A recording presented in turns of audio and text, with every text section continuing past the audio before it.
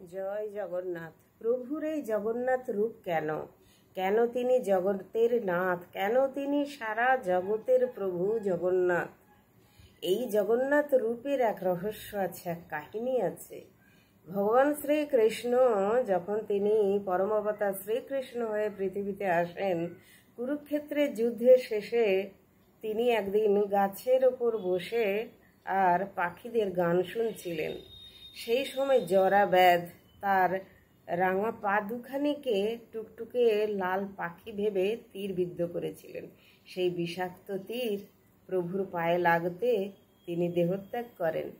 যখন তিনি মারা যাচ্ছেন তখন জরাব্যাধ অসম্ভব কান্নাকাটি করছিলেন।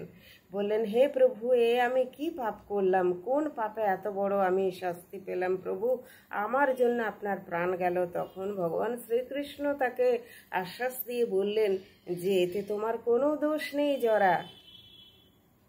ত্রেতা যুগে আমি যখন শ্রীরামচন্দ্র হয়েছিলাম তখন বালির সঙ্গে সুগ্রীবের যে যুদ্ধ হয়েছিল তাতে আমি লুকোবনে বালিবধ করেছিলাম। সেই তুমি বালি ছিলে। তখন তুমি আমায় বলেছিলে যে প্রভু, আপনি আমায় লুকিয়ে লুকিয়ে বধ করলেন, এটা আপনি কি করে পারলেন?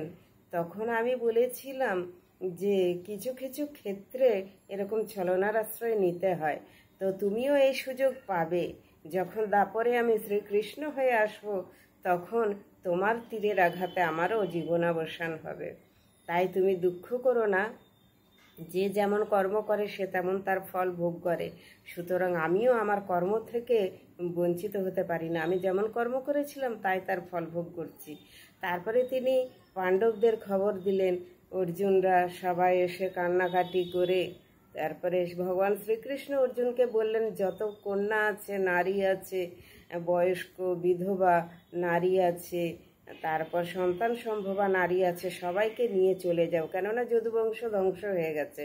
সবাইকে নিয়ে চলে গেল অর্জুন। তারপরে দ্বারকা নগরী সমুদ্রের নিচে তলিয়ে গেল।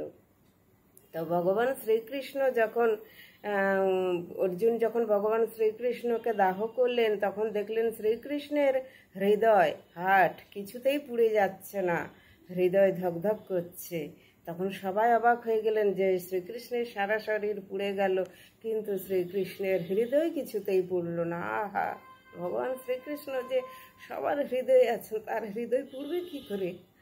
তখন অর্জুন কি করলেন, সেই শ্রীকৃষ্ণের হৃদয়টি সমুদ্রের জলে নিক্ষেপ করলেন। সেই হৃদয় ভাসতে ভাসতে চলল। তখন জরাব্যাধ কাঁদতে কাঁদতে প্রভুর সেই হৃদয়টিকে নেবার জন্য ছুটে চললেন নদী বা সমুদ্রের ওই ধার ধরে।